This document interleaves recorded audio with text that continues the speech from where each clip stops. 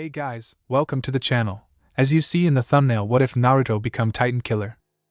Before I start, please do support for more awesome content, and subscribe my channel and like this video. Go support and follow the sniper in the Dark 24 for writing that awesome fanfic, and also make sure to comment on this story, link in the description. Everyone was running and screaming. Panic was rampant in the streets as Titans, humanity's one predator, surged through the destroyed wall of Shiganshina. The Colossal Titan, the largest of its kind, vanished in a cloud of smoke and gas as the entire town was overrun by mindless beasts. People were devoured left and right, buildings were crushed and people were trampled as every human being ran for their life. Eren and Mikasa ran as fast as their legs could carry them to their house. Mother was there. They both turned onto their street and saw the house as nothing more than a pile of rubble. "Mom! Mom!" Eren screamed. The two children ran and ran until they saw her, Carla Jaeger, half buried under the remains of their house. She had to have been halfway outside before the building collapsed on her, and her legs were pinned by what was left of the roof. "Eren, Mikasa," Carla said weakly as her vision swam. She heard her little boy call out to her as her children went to either side of her. "You have to get out of here, Eren. Take Mikasa with you," she said as her eyesight cleared. Her son violently rejected this as he and his sister went to either side of her and tried to lift the section that pinned her legs. Her son refused to see reason, despite the ever-growing danger as footsteps like thunder approached. She desperately turned to her reasonable child, Mikasa, and tried to get her to take her brother with her. "No," Mikasa muttered, then loudly, "No." Carla's eyes were wide in fear for her offspring, and she desperately tried to lie to her son that her legs were crushed and that she couldn't run even if they could lift the debris off of her. It was heartbreaking to see the look of despair she put into her brave little boy, but she had to get them to run. A light came into her eyes as a soldier swung down from the rooftops in 3D maneuver gear right next to their house. "Hannes!" The blonde-haired man stopped in front of them and knelt down. "Please," Carla begged, "Hannes, you have to get the children out of here." Hannes just knelt there silently for a little while. "Hannes?" The garrison soldier suddenly stood up and headed towards the approaching footsteps. "Hannes, what are you doing?" "Carla," Hannes muttered, "don't you worry. I'm gonna save your kids and you." His legs began to move faster and faster all on their own as he picked up speed, Carla's yells at his back. "Don't worry, Carla. I don't plan on dying today." His hands whipped up and drew his twin swords with a steel-ringing sound as he reached a dead sprint, his legs a blur. He sighted his first Titan, a 7-meter class crawling on all fours. His locked onto the creature as it saw him too and grinded his teeth together. "I'm not going to lose," he thought. "I'm going to protect my friends," he roared as his 3D maneuver gear shot its prongs out with a burst of gas. The prongs shot right past the Titan's shoulder and went all the way to the end of the street as it dug in deep in the side of a house. Hannes was lifted off the ground as the gear's coils went taut and yanked him forward, nothing but a blur as his sword shone in the sunlight. Sounds. He heard sounds. Footsteps. Screaming. One blue eye cracked open slowly as sunlight shone in on him, lighting up his face. He slowly sat up and climbed out of his bed, already dressed. He reached for his door but stopped short, reaching out again when he had pulled out and emptied his hidden weapons stash. He pulled openly and was face to face with a Titan, a 15-meter class, bending down so that its face filled the doorway with that sick grin. Hannes stood over his kill, breathing hard, sweat pouring off him. He checked on the children. No, there were no Titans anywhere nearby. Hannes took to the rooftops and looked out over the district known as Shiganshina. It was like a battlefield as far as the eye could see. Titans roamed through the town, conquering street by street as the humans ran from their one true predator in this world. Smoke floated up as fires raged in parts of the city, screams of the panicked masses floating on the wind and echoing throughout the whole district. Only a few of the brave and foolish fought against the Titan's charge, but none were within an entire kilometer of him. Hannes saw a 15-meter Titan heading his way, a horrible smile lighting up its face. Hannes looked down at the 7-meter class he'd just beaten. He was exhausted. He couldn't beat another one. Damn it! He fired his maneuver gear and twisted through the air, crashing down right next to Eren and Mikasa as their muscles strained to lift the beam off their mother. "Have you got it yet?" Hannes asked. "No," Eren gritted through his teeth as he kept trying. "This thing is heavy." Even Mikasa was beginning to tire. Hannes, Carla reached out in tears. Please, you have to get them out of here. The woman was desperate to have her children taken away from these monsters, her life be damned. No! Hannes was in a fury now and stood over Carla, between Eren and Mikasa as they gazed up at him. We are all getting out of this now, he declared with a ferocity that the booze-hound drunk had not felt in his life before. He looked to the side of him at the two kids. Eren, Mikasa, we're gonna lift this thing right off your mother right now. The two kids were inspired and felt their fatigue wash away in a wave of euphoria and braced themselves to lift as hard as they could. Hannes braced himself too and gripped the beam on either side of Carla. Now! The three lifted with all their might. The power behind their attempt doubled with the addition of a full-grown adult soldier to their efforts. The beam trembled and budged inch by inch until their strength finally gave out and it settled down on her knees. Alright, that's it, Hannes growled, shooting his maneuver gear into the side of the house on the other side. No more Mr. Nice Guy. Hannes, it's useless. You can't lift an entire house off of me. Carla tried to tell him over and over as he set his feet against the huge piece of wood. Kids, get back, Hannes yelled to Eren and Mikasa. They backed away a few feet while he got ready, Carla continually saying that his efforts would be useless and he couldn't lift a house off of her. I don't need to lift the house, Hannes bellowed as he hit the gas on his maneuver gear, just this single piece. Gas pumped out as the maneuver gear fought to reel itself in against the heavy obstacle in its way, and it would not be denied. Centimeter by centimeter, then inch by inch as it gained momentum as it slid down her calves. With a groan the house finally slid off of the woman, freeing her. Mother! Eren and Mikasa rushed to their mother's side and helped her up as Hannes gasped for breathed, exhausted from his efforts. See, Carla, Hannes gasped, I told you I'd get you out. A shadow slid over them and blocked out the sun and they all looked up. The 15-meter Titan was here. They couldn't move an inch as the Titan stood smiling down at them, raising a hand and reaching out for them. Hannes and Carla's eyes met, and there was no miscommunication, no hesitation. Damn it, Hannes swore and used the last of the gas in his maneuver gear to shoot forward ahead of the Titan's hand. Carla shoved her children towards him as she turned slowly, picking up a large piece of wood and swinging down. The chunk of lumber held in the Titan's skin, blood dripping out of the wound in the back of its hand as it halted for a moment. A second it should never have wasted. Hannes grabbed Eren first, then Mikasa, as he swung around mere inches off the ground up and away from the Titan. He passed between the Titan and Carla for a moment, and their eyes locked. Hannes wanted to look away, not meet the woman's gaze, but he wouldn't disrespect her like that and held out. He held her stare for as long as was possible before shooting away, carrying her family to Wall Maria. Carla felt Hannes snatch up her children before she even saw him, felt the air whip into a frenzy as the soldier flew about in his maneuver gear. Then she saw him, Mikasa under one arm and Eren over one shoulder, as he flew by her. His eyes locked onto hers and she could tell he was sad that he couldn't carry her away too. But she was too heavy, her children alone would almost be too much for the trained soldier to handle. He shot past her and carried her children to safety, her little boy yelling for Hannes to go back for her. Tears spilled from her eyes as her babies were taken away, tears of joy, sorrow and anger. Her children would live, that made her happy, she wouldn't be with them, that made her sad, and this Titan was the reason that made her livid. The Titan reached down again for her, but now it was reaching for a human that knew it would die, but it was gonna go down kicking and screaming. Eren was screaming and thrashing about as he tried to make Hannes go back for his mother, but the soldier refused to acknowledge him. We have to go back, he yelled as he beat on the man's shoulder. Mom is dash. He stopped and saw his mom lifted off the ground, thrashing about as much as Eren as she kicked and screamed. The Titan's other hand came up and wrapped around her. They rounded the corner at the far end of the street as the Titan raised his unmoving mother to its open maw. All he saw after that was the sky turning red as he screamed. Hannes kept running and didn't look back. He cut down the Titan with brutal efficiency, landing with nature-born grace as blood flowed into the air. The headless body slowly fell to the ground, its severed body part landing beside it. He glanced down at the corpse as first its head began to steam, then where he had severed it at the neck, its blood evaporating from his blades as well. He had escaped the Titan that tried to ambush him inside his home as it searched through the wreckage of his house for his body.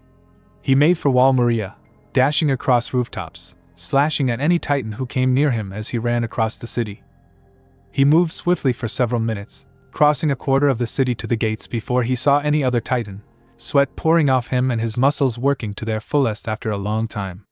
When he saw a 15-meter titan standing in his path, he lunged and cut at its neck. Once the body had stopped moving, he spun around and headed to the nearest intact building to climb and resume heading to the walls. He stopped when he heard a sound. He looked over his shoulder and saw a woman lying amongst the rubble, next to the titan's hand. Hannes left Eren and Mikasa aboard the last group of boats carrying people inside the wall, in the care of their friend Armin and his uncle. Eren sat in a corner, Mikasa by his side, as their friend tried to comfort him. "I'm sorry, Eren," Armin apologized. "Your mom shouldn't have been eaten." "No," Eren said lowly, "she shouldn't have." Mikasa and Armin looked at each other before looking back at Eren, concerned. "It's all their fault," he went on, head down. "They're gonna pay. I'm gonna make them pay." A chill ran up their spines as Eren lifted his head just enough for them to see his eyes, the raw hatred and rage that tearing its way to the surface. Something humans hadn't felt in a long time was festering, beginning to burn, and that thing would burn those lowly creatures to ashes until there was nothing left. "I'm gonna kill the titans," he whispered as the boat passed through the gate. "All of them." The man stood up from a makeshift grave he'd shoved together for the woman. Poor thing had died from having her internal organs and entire skeleton crushed. She was barely alive for a minute once he'd killed the titan, but she had suffered for that minute before she died. He felt stirrings deep down, deeper than was fathomable, as the scenes around pulled at old memories, unburying them. A titan rounded the corner and saw him standing there, a stupid grin on the dumb animal's face as it strode closer like some dumb cow, expecting him to stand there while it came to munch on his flesh. Blood began pounding in his ears. No, was it on his face? His lips curled into a snarl, or were they smiling? His muscles tensed, then relaxed. His grip on his blades tightened, then slipped. The titan reached down to pick him up, bending forward to snatch up the tiny morsel. All he saw was red, and nothing but. The titan was nothing but a pile of steaming guts and gore now, completely pulverized. So was the rest of the street. The sound would draw more of them, but the animals were too stupid to realize this was the last place they would want to be. The blond man's mouth creaked open, a smile coming in that only titans wore, sounds emerging from his throat that came out like twisted metal and screeching nails. Heh heh heh. When the titans broke through the walls, all hell broke loose. District Shiganshina fell in a day as those monsters stormed through the streets, devouring humans indiscriminately. Soldiers and civilians, men, women, children and the elderly, there was no difference to them. They fled behind the mighty wall Maria, impenetrable to all titans but the one that tore down the wall of Shiganshina, a titan that was gone now. Without the colossal titan, trying to penetrate the fortified wall Maria was suicidal for these enormous beings. Everyone liked to think so. Another titan, the armored titan, shunted off the high explosive cannon rounds that demolished entire buildings and destroyed the gate into wall Maria. Humanity had dreamt their walls impenetrable, but now they saw how flimsy such a thing can be. Wall Maria was lost to the titans too and was populated by a new kind of creature in just 3 months. People were lucky enough that it took the behemoths so long to claim this new territory. No casualties were reported beyond those in Shiganshina. But somehow, no one seemed to question. Why? Why did it take them so long? Let so many slip through their fingers? It's because the titans were completely stupid. Even the intelligent ones, the ones who could actually command common titans to do their bidding, didn't know what backing humanity into a corner again would do. Humans knew that letting a wild animal live long enough to be backed into a corner would make them infinitely more vicious, more dangerous. And what became of claiming a single wall, just one of 3? A young boy, a weapon, a tool to stand on equal footing with the titans and more. What the boy was injected with, he doesn't know. But he does know that it will bring down the titans. He joined the military, the perfect example of just how far determination and willpower will go. But not a petty, pathetic thing like the will to succeed. No. The will to kill, maim, slaughter, make these oversized vermin extinct. And something else, a key. To what, the boy knows not. But regardless, that won't stop him from devouring the titans, as they are oh so fond of doing to them. There was also one more thing, one more animal the titans let out of its cage. This animal wasn't like the other one, it didn't need to grow fangs to fight the titans. It already had fangs. And claws. If the Titans could have just been patient, just waited a little while longer, those fangs would have rusted away and crumbled into dust. But it seems that the Titans just didn't have the fortune of luck on their side. This animal was the reason that it took 3 months for Wall Maria to fall. Because, when the Titans broke through, any rust coating its fangs was gone. For 1 month, an entire month, not a single Titan took a single step into Wall Maria. Then again, most of them didn't make it halfway to the gate inside. After that 1 month, it took another month for them to cross the distance between Shiganshina and the Maria Gate. Why? Because that beast still stood there, slaughtering Titans left and right?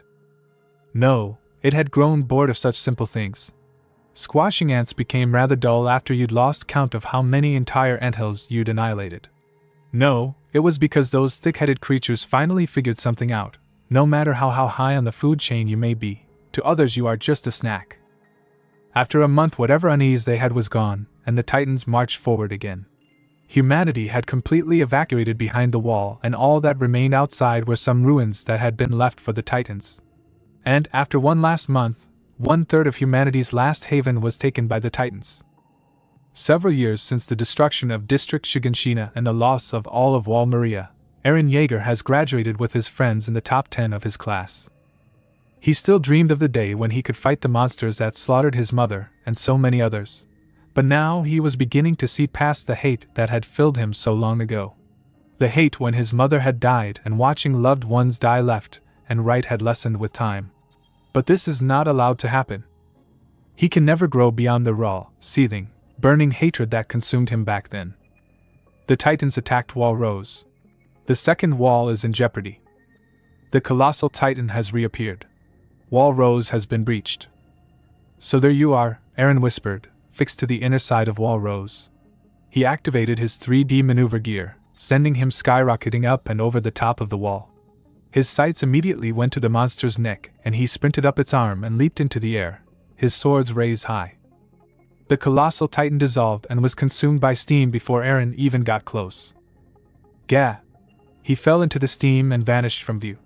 Coils shots out of the mist and stabbed into the top of the wall, pulling Eren out. He landed heavily, steam visibly roiling and rolling off of his body. That's hot. Eren! His friends rushed to his side, staring at the vanishing fog to reveal no trace of the massive Titan anywhere, as if it just vanished. They turned to the hole in the wall as Titans stampeded through the gap, grins on their faces. We have got to do something, Jean muttered as he turned back to the group. Let's go, he yelled and leapt over the edge. First one by one, then twos and threes, the others leapt after him. They split into 2 groups. One would head into the city and begin the evacuation and prepare the other soldiers. The other would slow down the Titans. The man stood staring incredulously at the hole the Colossal Titan had just made, his blonde hair falling unkempt around his face. You have just gotta be kidding me. First Shiganshina in his home since forever ago gets demolished. Now, after moving to Tros to try and get some normalcy back into his life, this happens? Next time I'm moving straight to the capital in Shina. He turned to the sound of booming feet behind him. He turned to see Titans appearing from everywhere. The man was prepared for this and pulled a thick, curved blade out of the wooden case he always carried it in. The weapon was 6 feet long and looked like it would be equally effective bashing a skull in as splitting something in half. The man began advancing on the Titans, but was bombarded from all sides as people flew past him in the opposite direction, knocking into him. The sword was knocked out of his hands and, in his mistake of reaching down for it, was caught across the face by the hand of a particularly fat person and was surprised enough to take a knee. He swiped a hand across the 4-inch-long gash across his face. That person liked rings. He looked around the street for his only weapon. Nothing. He looked up to see a short Titan that he supposed some could call vaguely cute as it seemed to want to squash him under its foot. He ripped a wooden beam off of a wooden bending stand and tested its strength. He stepped back as the Titan's foot slammed into the ground and, posed like a spearman, stabbed the sizable piece of wood into the front half of where the foot met the leg. The Titan collapsed as the tendons supporting it were severed and it tumbled to the ground. Steam poured off of its foot, but its wound didn't heal with the oversized splinter in it. A second Titan walked past the downed one, even taller than the first, as it barreled toward the blue-eyed man. Without any weapons, insufficient time or space between them to get away, the man did the only logical thing anyone would do in this situation. He ran anyway. Armin screamed as he watched his friend devoured right in front of him, mere feet away. Eren was slowly by the Titan, and the blonde boy literally watched as Eren Yeager's body traveled down the creature's throat. He was shaken out of his horror when the Titan reached for him too and tried to get a footing. Its hand touched him and tried to grasp him, but he frantically pushed away from it and stumbled for the edge of the roof, falling down to the street. He crashed down with a heavy thud, blood seeping out of his mouth as the vital liquid flowed into his lungs. The Titan turned to him, and what was left of his mind that worked activated his maneuver gear and tore away at high speeds. Mikasa surveyed the crowds evacuating through the refortified gates, bristling with cannons crewed by nervous, trigger-happy soldiers into the interior of Wall Rose. A deceptively strong but slender hand reached up and coiled in the scarf she wore all the time, eyes closing and briefly traveling through the rather traumatic memories of her life to when she got this scarf from her adoptive brother. Her father killed in cold blood, her mother killed resisting as slave traders schemed to kidnap and sell the two to some rich people in the capital city. She had been broken, terrified, as she just lay there doing nothing. Then, suddenly, one of the slavers collapsed in a pool of blood. A boy, no older than herself, stood in front of the man with a bloody knife in his hand. The other slaver, enraged, charged after the boy as he drifted seamlessly back out the door he came, charging in moments later with a spear embedded in the vile man's torso. He didn't notice the third and final slaver as he reappeared from wherever he had been, catching the boy armed only with the key to Mikasa's now unlocked shackles. The man was going to suffocate him. Powerless, the boy told her to fight and live, so she did. Upon the arrival of Dr. Yeager, the boy's father, along with the soldiers he had brought, she stood before the two. She held the scarf Eren had just given and wrapped around her close to her face and shoulders, banishing the cold with the warmth that it still held from the boy. "What am I supposed to do now, Dr. Yeager?" she asked, looking at nothing. The doctor looked at his son, Eren, and then back at her. He smiled kindly. "Why don't you come with us, Mikasa? Back to our home." Mikasa looked up, eyes only vaguely restored to their former luster, and stared at the man. He simply tilted his head to one side, still smiling with that smile that parents learn to do when comforting an upset child. Mikasa turned to Eren as well, eyes now brighter as they searched for something. Approval, perhaps? The young man didn't seem comfortable with it. "What are you looking at?" he asked, grabbing her hand. "Let's go home."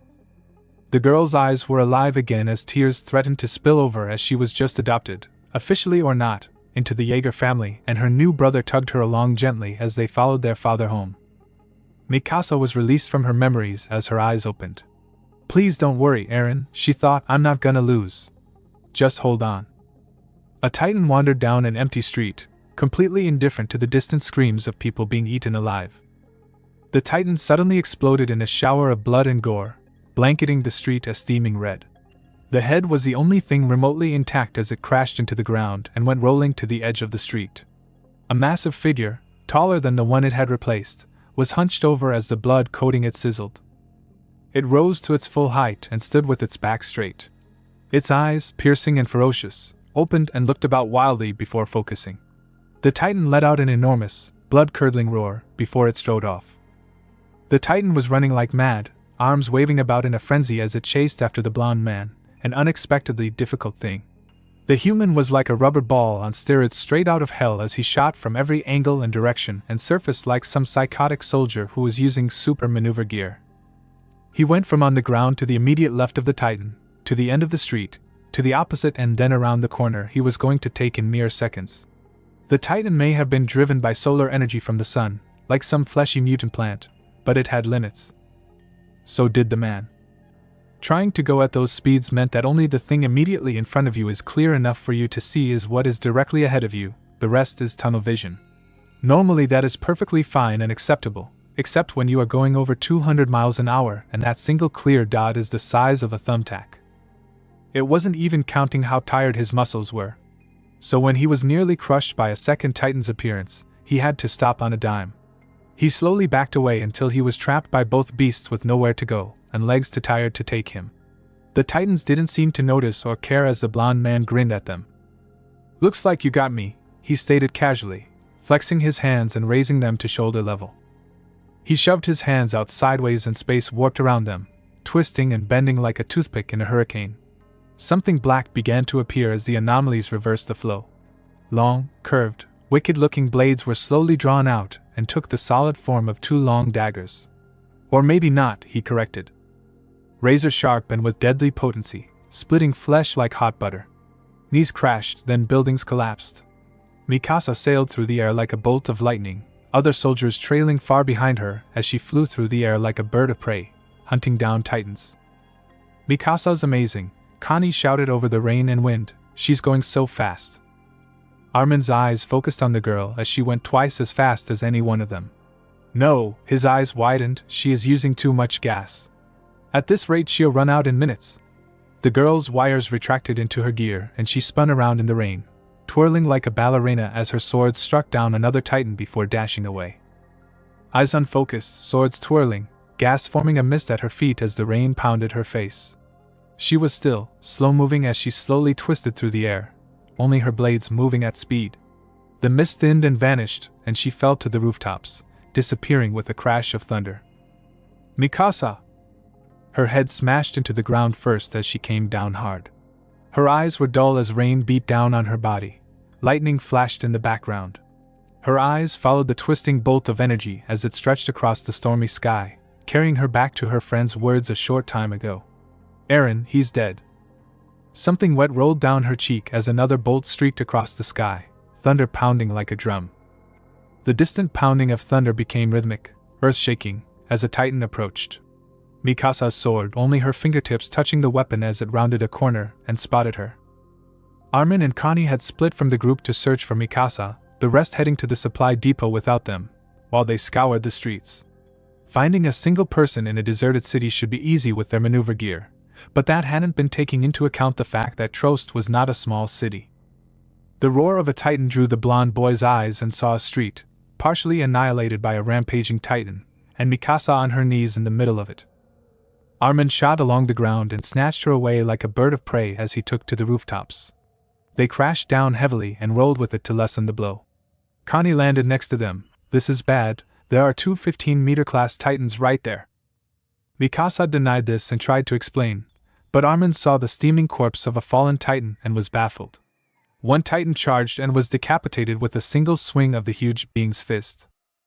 The three were shocked, though Mikasa least of all, as the victor pulverized what was left of the titan, releasing a berserker's roar as it began moving once more.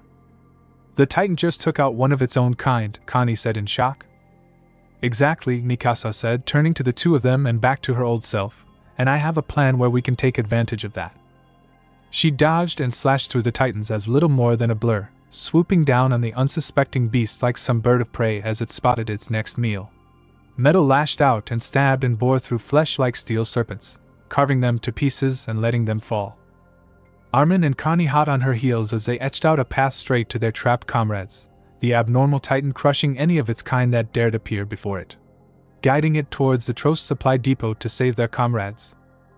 Everything around her nothing but a blur. She still recognized the sight of two titans moved in on a civilian, a tall man holding two knives in his hands, defying the creatures closing in on him with what weapons he had. The abnormal paid no mind to the two titans, eyes now locked on a nest of its own kind that swarmed the depot, walking right by without a single glance. Mikasa made to cut down at least one of the titans before proceeding to the depot. She had to give the man a chance. Armin saw this and stopped her. "Mikasa, wait. We don't have enough gas to save him and get to the depot. Even if we did kill the titans, we'd just be stuck on the ground, helpless." Connie agreed with Armin. "Our tanks were only half full when we started this, and now we each barely have half of that.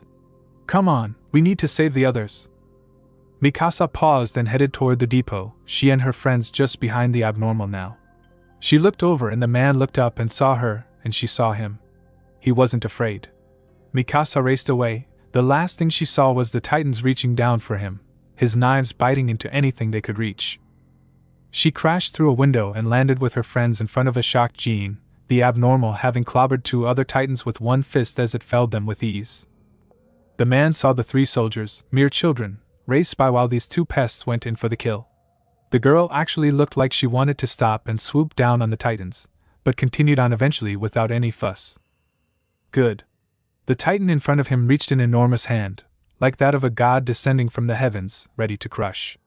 Twin black blades, like the fangs of some demonic beast that even hell could not hold, lashed out in a bloodthirsty frenzy and carved into the huge animal's limb until it was just a pile of gore.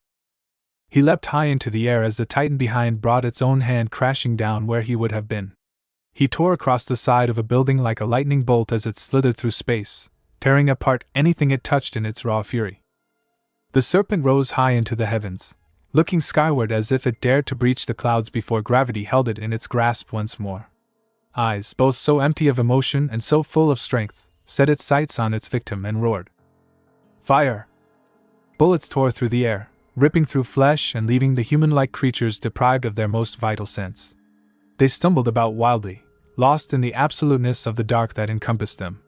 A gray-haired soldier holding a rifle seized this opportunity, and raised his head to the rafters high above them. Now! And like a flock of birds taking flight, more of their comrades descended from above and sliced into the one weak spot in this predator's body, the vital nerve cluster at the back of the neck, and sent them to their graves. Connie and Sasha, however, had failed to completely slaughter the annoyances that they had sought to put down. The young man was winded and on the ground, like a bird that had been knocked from the sky, while the young woman next to was actually crying as the titan reached out to pluck them both up. A loud snap echoed around in her skull as, still crying, her face became one of rage. She swung both of her blades and split the titan's hand open as their comrades dealt the killing blow.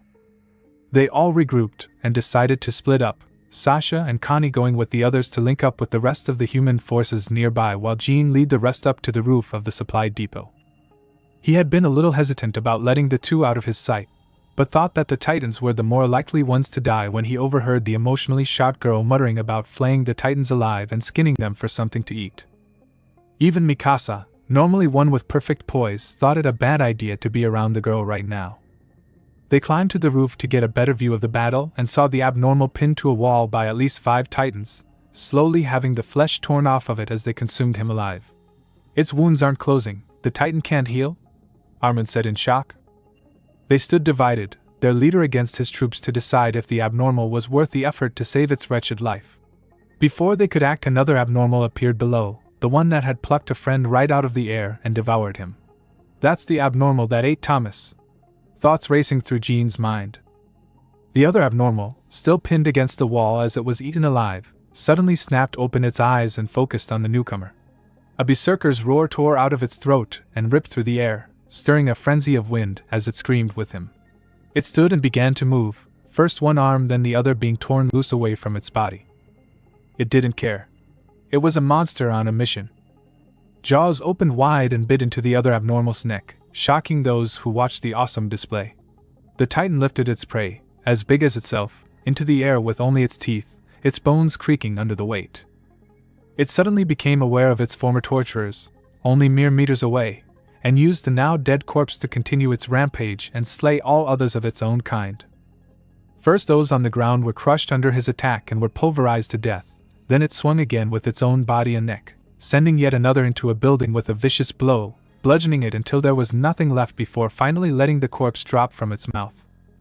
Hey, Jean rolled out, listening to the creature's fierce cry of victory. What was that you said about helping it? The abnormal, succumbing to wounds it had gained on the path of glory, finally fell among the bodies of its own kind and lay still. Jean ignored the surprise of his subordinates and teammates. Just as well, a titan is still a titan, after all. He began moving away, but Mikasa saw something and immediately shot down towards the fallen abnormal. Mikasa was so happy. Eren was alive. Alive and safe. He looked like he was only asleep now as she clung to him fiercely, Armin right beside her. Jean, Annie, Berthold, and Reiner were all right there with them, watching. She carried him carefully as they navigated the streets with their gear, heading towards where their comrades were regrouping. She noticed something and stopped for a moment on the roof of a building, partially crushed by the body of a fallen titan. The rest of her group stopped and looked at her, confused. Armin walked up to her, slowly reaching out to touch her shoulder gently. Mikasa? What is it? She freed herself from her thoughts, and shook her head to drive them back into the corners of her mind. It's nothing, nothing. She and Armin were first to continue going. Jean and Connie followed. Berthold and Reiner looked down for a few minutes, eyes focused and minds stirring, before they took off too. Annie was the last one who stayed there. Once her companions had moved on ahead, she descended to the ground slowly with her maneuver gear, gracefully setting down among the carnage that she examined closely. Around her were the rapidly decaying corpses of 2 titans, each one at least 15 m tall, and a street-wide battlefield of demolished houses and collapsed building. There were the obvious signs of a battle, massive holes and collapsed sections where one of the titans had swung wildly at something. Someone who was reasonably good at fighting with 3D maneuver gear would have killed these beasts before they could make a single move, otherwise a mountain of corpses from lesser men would lay about. It was as if someone like Eren had fought these 2 creatures, but she would have noticed the signs of a 3rd titan. So what killed these huge creatures? She turned to the skeleton of one of the titans, evaporating into the air, and examined the remains. Deep cuts lined what little flesh was left, going deep into the bones and left huge fissures behind. These cuts also lined the other titan and the entire street, like some bloodthirsty monster had appeared to prey on these 2 poor unfortunates. Annie turned her eyes to its neck to examine the death blow, and saw the culprit still stuck in the spinal cord. She climbed atop it and reached to pull it out, but it was stuck. She held tight and pulled with all her might and nearly fell right off the corpse as it gave in and released its hold on the dead body. She examined the weapon closely. It wasn't very big, only as long as her forearm, and jet black. The blade was triangular and double-sided, sturdy-looking too. The hilt was nothing more than a thin cylindrical piece, ended with a solid metal ring. A good weapon in a fight, but not for killing a titan.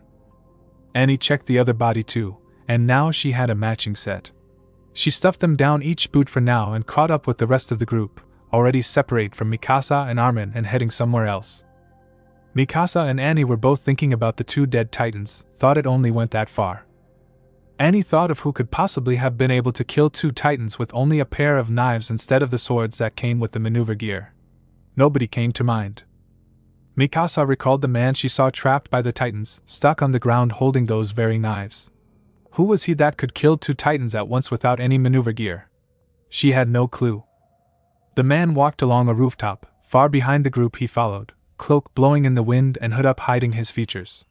2 new black knives were in his hands, appearing in a swirling mass from who knows where. He stopped for a moment to observe a burning house, watching the flames dance through the tiny little building. These titans, the man thought. He stood there for several more minutes, discontinuing that line of thought. He walked away after about an hour, heading in the direction the soldiers went. A titan's hand reached out, crushing a titan's skull. A foot followed, sending the body flying through the air and crashing into the huge wall rose. Heads turned, settling on a 15-meter class with steam pouring off of its body. More titans charged, countless swarms of the behemoths heading for a singular target. It would never survive the onslaught of legions. That is nothing more than the logic of the weak. This creature was strong. The 15 meters hand shot out, shattering the jaw of one to its right, spinning immediately to catch another in the forehead with the top of its foot. It brought the same foot down and spun around low, fist held out before it, its face the reification of willpower and rage as steam flowed like rivers through the air. It leapt forward and floated there among its enemies, its body spinning like the celestial bodies in the heavens as each of its limbs moved. Left hand, a titan's head caved in, its fist embedded inside of its foe's skull and literally holding its mind in its palm before crushing it. Right leg, another was pulverized, foot barely scraping it as the creature's abdomen caved in. Left leg, planted firmly into the sternum of yet another victim as its entire ribcage shattered and caved in. Right hand, open and swiping seamlessly through the air as it ripped through the being's throat and sent the head flying. The 15-meter titan landed flawlessly in a crouch, head bowed almost as if it dreamed. Long hair hid its face until it slowly looked up, smiling with a face where the devil would cower in terror. Kill them. Its voice ground together like stones held in the talons of some great beast. Eat them. Eat them all. The world swam around him as he rested comfortably in the bed of bloodlust that coated his body like a fine wine. I'll eat every last one of them. The world began to take shape as tall spires stretched toward the heavens and dark shadows flowed into human bodies. 2 stood before him, one holding him tight and the other in front of them both as everything coalesced into solid images at last. Like a milky white veil finally lifted, he could finally see clearly. His friends stood by his side, Mikasa to his left, and Armin to his right. Beyond the 3 were dozens of soldiers, Behind them lay the monolith of wall rose and the soldiers on top of it, all pointing their weapons at them. Each of their swords were raised against them, each face one of fear or rage. Why are they raising their swords to us? Eren questioned himself. Why are they glowering at us like that? His eyes wandered across every man, every face, until he found that of the man in charge. Cadets Jaeger, Ackerman, and Arlert, your current behavior is high treason, the man bellowed. What do you have to say in your defense? Private Scheider was patrolling the edges of where the remaining military forces were regrouping, shooting across rooftops like a bird through the air. He spotted something far below on the streets. Not a Titan, a human. But not a soldier, a civilian.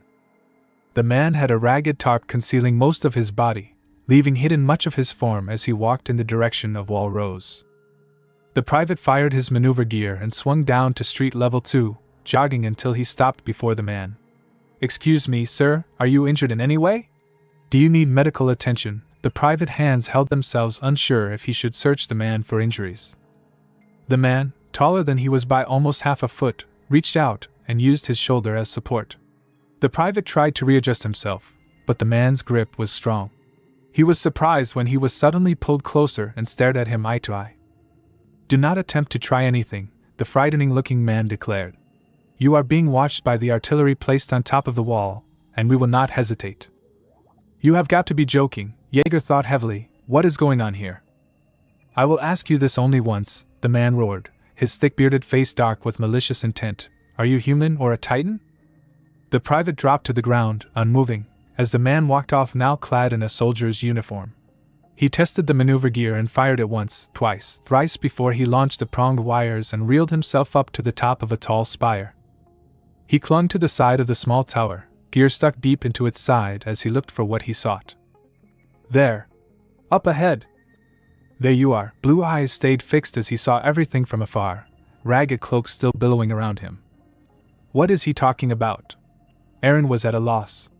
I don't understand, he shouted back. The man's lip curled and his teeth bared, trying to plead ignorance. You damned monster! We all saw when you came out of a Titan's body. A hand shot up into the air as he glared down at them, eyes almost sunken in like that of a skull as his eyes glowed like coals. That hand was the signal as the artillery that sat upon the huge wall set their sights and prepared to fire. I will ask you one more time, the man roared, are you a human or not? Two hands rested on the hilts of two swords, frozen orbs sucking the light from everything its gaze passed over, analyzing everything with the cold logic of a killer. 26 soldiers. 300 yards. 1 artillery unit. 500 yards. Time to kill them all.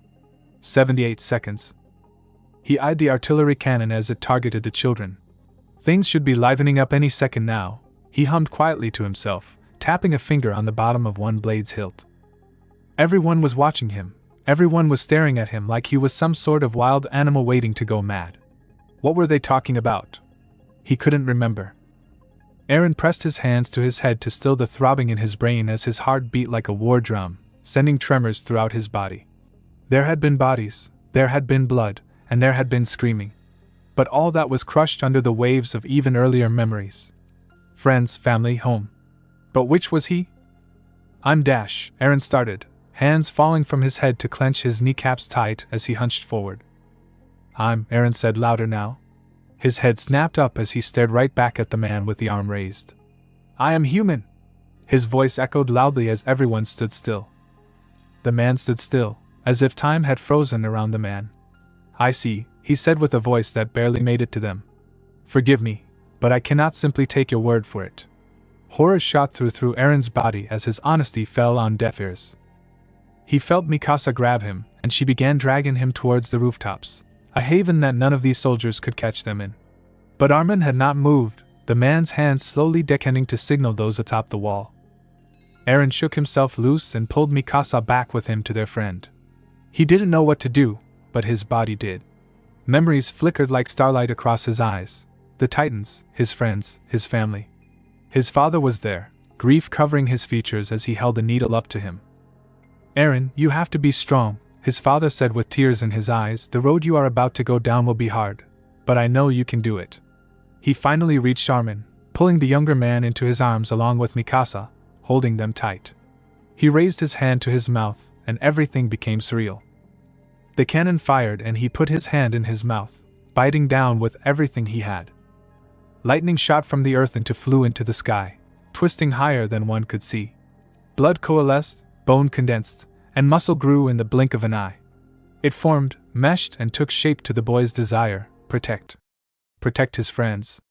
Protect them. And it did. The man in charge was beyond all words when the light shot into the sky and, inside that light, something grew. The cannon shell was stopped short as it struck something early. A dust cloud formed, but everyone saw the thing moving inside of it, inconcealable from their eyes. Their soldiers saw it too, crying out for orders to their captain. He stopped tapping his finger and stared at the towering shape through the fog of shrapnel and dust. "Oh, well, isn't this getting interesting?"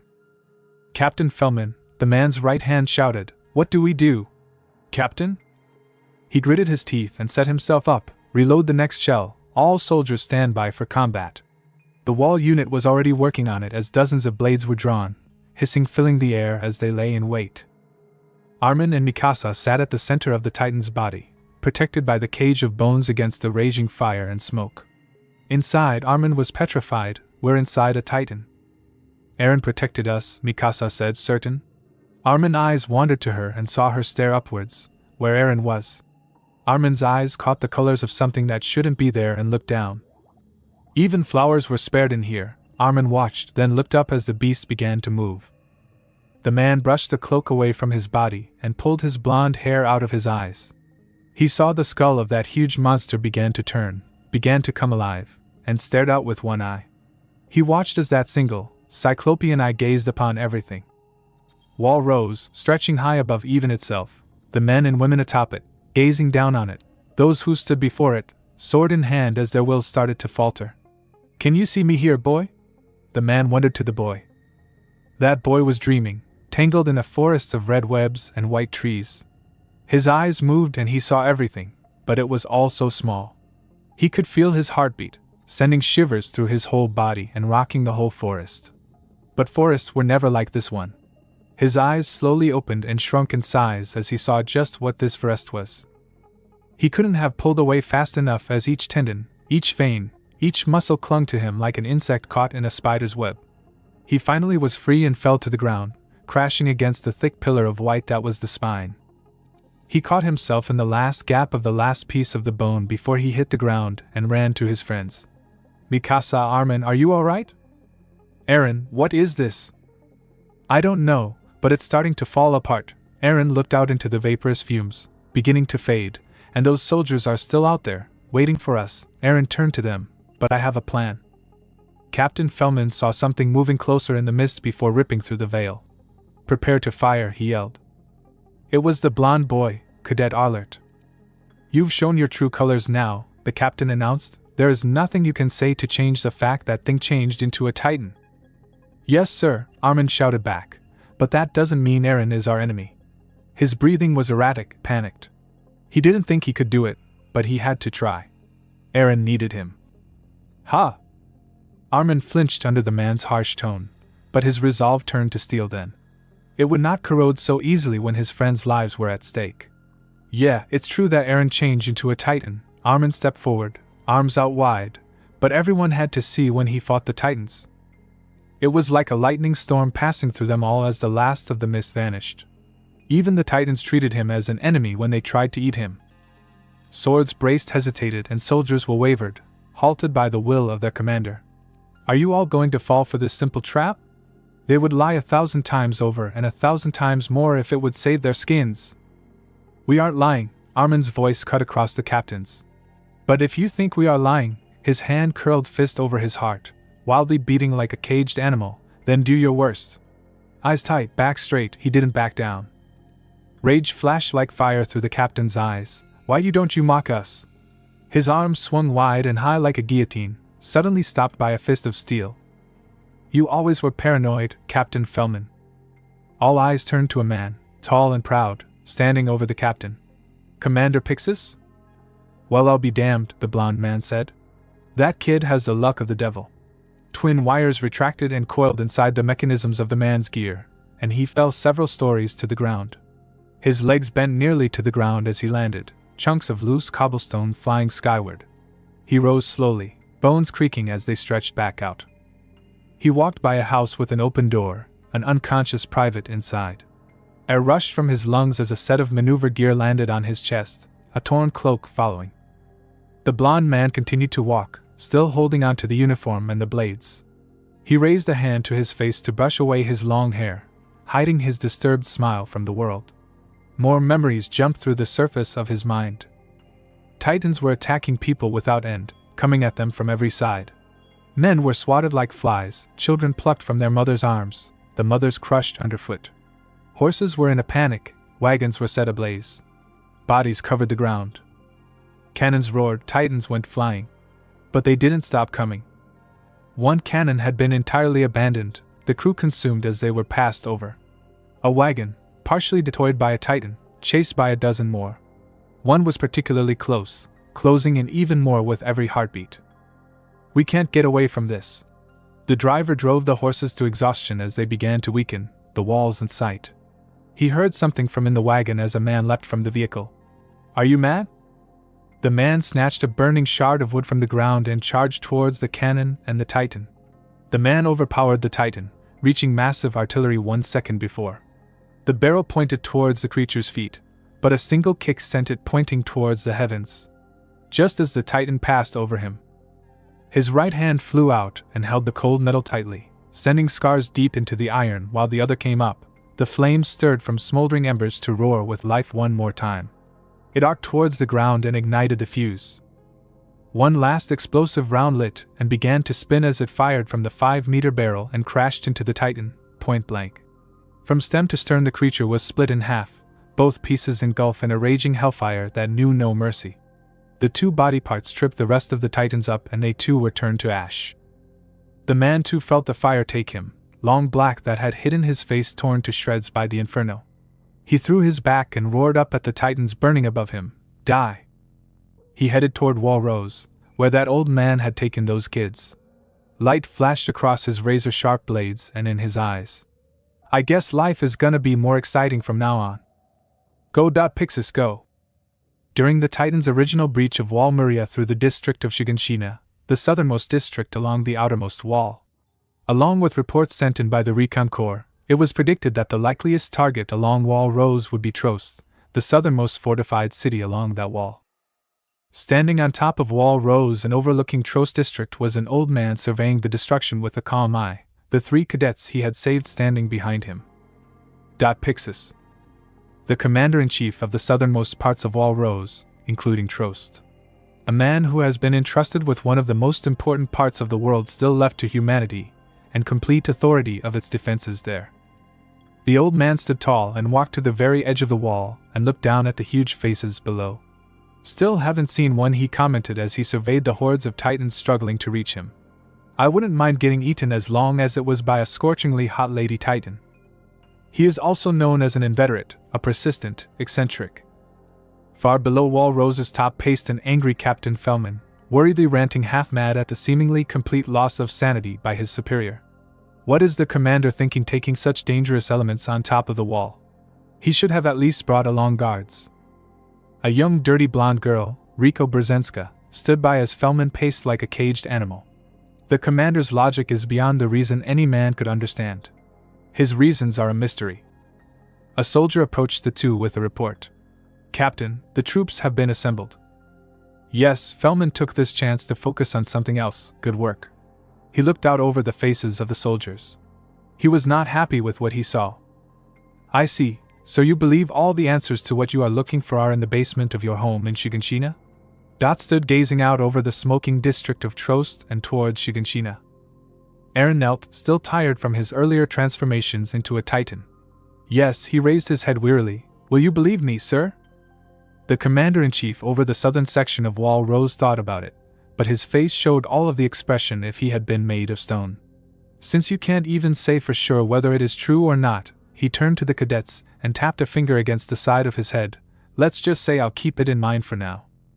He turned to them fully, however, you can prove your intentions to me with what you do right now. I will make sure to guarantee your safety personally. The 3 breathed a sigh of relief at the man's words. Cadet Arlert, wasn't it? Why, yes, sir. Earlier you outlined how this Titan power could be used to retake this city. Did you believe that, or were you simply trying to stay alive? It was Armin quieted for a moment, both, sir. I believe that Eren could use his Titan power to take a boulder of sufficient size and use it to seal off the wall by carrying it there in his Titan form. The thought only just occurred to me, but I thought that it could be used in humanity's favor. Pixis said nothing and turned to look out over Trost once again. Of course, I was also desperate to save our lives. That got a response from Pixis. Desperate to save. Those words are worth more than anything. He pulled out his flask and drank from it. He finished and put it away before turning to the cadets. He closed the distance and knelt in front of Eren. What do you think, Cadet Jaeger? Sir? Can you close the gap? The cadets were astonished that the man was considering the plan. I don't know for sure. I don't know any more than you do about how this all works, but I can't say if I could either way. He looked away, ashamed. Oh, pardon me, I asked the wrong question. Pixis excused. Eren looked back. Will you do it or not? Eren looked him right in the eye before Pixis glanced back over the boy's shoulder. Eren turned and saw the entirety of Wall Rose spread out before his eyes, vulnerable to the Titans trying to break through and all of the people inside of it. Eren decided to quit being ashamed as his eyes hardened and doubt fled his mind. I'll do it. Pixis' face changed for the first time since the cadets had met him as he watched the boy's spirit return. I don't know how. I don't know if I can. But I will close that gap. Pixis seemed pleased with his words and conviction, sitting back on his haunches before patting the young cadet in the shoulder. Well said, just like a real man. He stood up and walked to humanity's side of the wall and stared down at the men waiting below for him. Get the strategists up here, now. His call wasn't an order, it was an unwritten law, and his words were strong even though his voice was soft. Far below where the soldiers had all gathered, dissent was growing. It always started with just a few, those that were most frightened of returning to a hell that had claimed the lives of many people. They did not want to be amongst those damned souls, they didn't want to be eaten. The first to try and leave was a man named Daz, an honest man who didn't want to throw his life away for something as stupid as retaking an unsealable breach in the wall. Captain Fellman had stood by and listened long enough and drew his swords, quitting when he knew the strategy formed by the commander's plan was sound was a crime beyond unforgivable. The half-crazed-looking man drew his sword to cut down the attempted deserter where he stood. Small skirmishes broke out as the officers fought to maintain order, Fellman the most extreme among them as he grasped Daz's shoulder and prepared to behead him. Just then a voice roared throughout the crowds, its meaning almost gone, yet it demanded no less than one's absolute attention. For Fellman and Daz it was almost like an actual physical force, as Pixis himself stood atop the wall overlooking the troops, Eren saluting beside him. I will now give the details on our operation to seal the wall, he called out, and they were given. There were whispers of the commander's possible madness at attempting to move a boulder large enough to seal the gate by themselves. But their words were trampled underfoot as the commander-in-chief continued by gesturing to the youth standing beside him. This is Eren Jaeger, a product of mankind's top-secret Titan transformation program. He shape-shift into a Titan, carry a boulder of suitable size and seal the breach in Wall Rose. Everyone was struck speechless. Was such a thing even possible? Surely this could be nothing more than the fantasies of a madman. Everyone who wishes to leave now may do so, Pixis shouted to his naysayers. You will face no consequences for deserting now. Fellman himself looked horrified, was startled as Daz ripped from his grasp and began to leave, other soldiers following like a flood through a broken dam as they desperately wanted to spend their final moments of life, and even of humanity, with their loved ones and their families. Good riddance, one of the soldiers from earlier said as he and others like him left for their homes. I'm going home to see my daughter. He said it all while looking up at the tiny figure of Pixis, so small compared to a Titan, and turned away. He joined a flood of other men and women who were leaving as well. What the commander said next was worse than if he'd been bitten in half by a Titan. However, the bald man said with a disturbing finality, all of those who wish the same evils these monsters have wrought to come down on their loved ones. You may also leave. The commander's words did the trick and the soldiers returned, a fire relit inside of them to stop the Titans here, right here, and never let them lay a finger on their loved ones. The soldiers' morale was still low, they did not expect to survive this plan of the commander's, but they would be damned to the deepest pits of hell before they let these things near a single one of the people they cared about. If it was possible, then each and every soldier here would make the Titans choke on their corpses and drag them down with them. One of the soldiers who had almost deserted earlier stood on top of the wall as the elite team was assembled nearby. He was going to keep the Titans, like many of the soldiers would with him, occupied while those on the elite team risked their lives to retake Trost. He looked down and saw dozens of giant hungry faces looking to reach all the way up the wall and eat them all alive. If one could see his face, they could see the doubt on it. Something on your mind? The man spun around and saw another soldier seating himself on an ammo crate nearby. Seeing that he was not one of the officers, the man relaxed. He turned back and looked down at the Titans, and a chill went up his spine. His palms began to sweat, his heartbeat pounded in his ears yet strangely remained slow, and he felt like he needed to vomit. He started and stopped. I just wish I could do something. The fate of everyone here is resting on those people.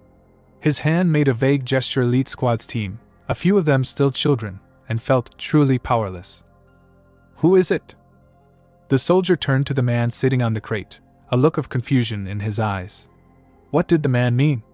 What are you talking about? The man rested his face in one hand and gave a charmed smile, something that felt totally wrong and unwanted in such a macabre place as this was. The person back home waiting for you. Who is it? The soldier gulped. My daughter. He turned away, but there were only the Titans to look at, and the father could practically see her down there being torn apart already. You're afraid that the elite squad will fail and she'll be eaten. It wasn't a question, it was a fact the man seemed to not even be bothered about. He just smiled charmingly again, though with what he just said it could make one question the man's sanity, and whether or not he was fit for duty if the father had seen it, that is. The man slipped from the crate, and the father turned to see the man bending down to stretch out his legs and his back. The man stood back up and grinned at the soldier. Well, I can tell you this wall isn't getting breached today. The soldier's eyes widened, and somehow he knew, without a single shred of evidence he felt it in his bones, you're a. The man nodded and brushed a long lock of dirt-covered blonde hair from his eyes. I'm not the one who's gonna be sealing up the gate, or anything that important. I've just gotta take care of those pests down there so your daughter never has to ever see what a real Titan looks like. The father examined the other soldier carefully and noted that, while his uniform wasn't immaculate, his arms seemed well developed from where they were rolled up to his biceps. Very easy to say that he was a member of the elite squad, and someone who was given the almost certainly suicidal job of killing the Titans when there were this many had to be good, but then he saw the man's maneuver gear. Somehow, even though it wasn't even him, the soldier felt like his world just crumbled to pieces. Why your gear? He blinked owlishly before looking down, shifting his coat aside slightly to examine the dented metal holes and scratches lining the entire thing's surface, almost a guarantee of it being inoperable. Yeah, it's not in the best shape, but you gotta make do with what you have, I guess. But that thing could break at any minute, the soldier protested. This was a man who was going to die for sure. Humans were no match to a Titan on foot. Isn't there a spare, or some member of the garrison posted on the wall you could switch with? The blonde laughed playfully, but this was no joke. Everyone here on the wall has a family to go back to. I don't. The man waved off the soldier's concerns with an exaggerated hand gesture. If things do go south here, they'll need theirs to help out, and they need working gear to get back to their daughters, too. He patted the soldier on his shoulder and strolled off. See ya. The soldier stood there for a moment, as if paralyzed, before he turned and shouted his thanks to this mystery man, someone throwing his life away so he and the other cowards with him up here on the wall could go home to their families. He didn't just salute to the man, he outright bowed. My name is Corporal Jonathan Rains, he shouted. Thank you. The blond man didn't turn and didn't stop, he only raised a hand in farewell. Thank me by doing a good job up here, he shouted back. Make your little girl proud of her dad. Jonathan did not stop bowing and felt hot tears sting his face like acid, shame turning his face red and determination filling him up from somewhere else to never run away again, and indeed, make his little girl proud. Hi! After he had walked out of sight and earshot, the blonde paused to think as he stared at his hand. Sweat began to appear and his hand began to turn red before the liquid turned to steam, making the image of his limb twist and contort like a mirage. He looked up and grinned. Guess I should find my sword before I get started. The three leaders of the elite garrison squad were now assembled in front of the commander. Pixis walked before each of them, his face stern as he briefed them on the specifics of their highly dangerous mission. Of the 3 military branches, the garrison was by far the largest, and of all of them these were the best. The man on the left, Ian Dietrich, a tall man with brown hair and a penchant for being the gutsiest of the 3. The woman in the middle, Riko Brzezinska, a rather petite woman with short blonde hair who already had her doubts about the trustworthiness of Eren Yeager and the possibility of success. And the man on the right, Matabi Jarnak, another tall man with short hair and a beard, and the only one who would outright admit how many problems there seemed to be in this plan. He was the one to actually voice his lack of faith in Cadet Yeager. "Do you like losing, Jarnak?" Their commanding officer stood facing the smoking trost as the sun began to edge towards dusk. The powerful rays and still sizzling flames both combined, and they could all feel it from atop the wall. "No, sir." No hesitation, because it required no thought. Everyone despised the Titans for one reason or another. Perhaps one had lost a home or a person close to them to the Titans. Perhaps they hated the fact that the Titans ate humans for no reason and kept them trapped inside the walls. Perhaps it was even just the powerlessness that a person felt when thinking of Titans. "I hate losing," Pixis stated. "There's nothing I can't stand more than it. But the truth is that I've been losing since the day I was born." He turned only his head to look at the 3 he had decided would lead the elite squads in the operation. "If we can succeed today, then it means that humanity has finally begun its counterattack against the Titans. If we can win here, now, then perhaps victory is not such a far-fetched thing after all." He turned to Mitabi and, with the smoke rising up and blowing behind him, he looked as formidable as a Titan. The man gulped and swallowed. "Yes, sir. If Cadet Yeager can help us win, then we will do it." His cohorts were no less inspired by the commander's speech and stood at attention. Pixis grinned and nodded, "Very good," before looking up with a steeled expression on his face once again. "Dismissed." Each soldier placed their fist over their heart in salute, backs straight and eyes forward. All 3 of them answered in unison. "Yes, sir." Eren Yeager rocketed through the district of Trost like a crazed bullet. Over a building, under a bridge, a hair length in either direction, and he would be scraping the walls, the ground, and every other surface there was to scrape off of. His maneuver gear pulled him onto the roof of one long building before releasing, the long cables immediately retracting into their launchers and ready to fire again. He ran flat out to the end of the building's roof, keeping every bit of momentum before leaping up and firing again. Around, behind, and in front of Eren were the 3 elite squads assigned to protect him, moving where he moved and tearing through any Titan in their path. Even more soldiers were spread throughout the southernmost parts of Trost, as close to the wall, and as far from Eren as possible. With no sense of strategy, these oversized humanoids had no idea that this was not a good idea and simply went after the most convenient source of culinary entertainment they could find. The boulder was close now, the massive hunk of rock just visible even as the garrison soldiers and the cadets shot through the air like some kind of flock of deranged birds in flight. Eren saw it clearly, and shot up as he raised his hand to his mouth. Inch by inch he bit through the soft flesh between his thumb and his wrist, drawing copious amounts of blood. The pain of even a single pinch would have deterred most people, but Eren didn't care about the pain and felt the rush shoot through him.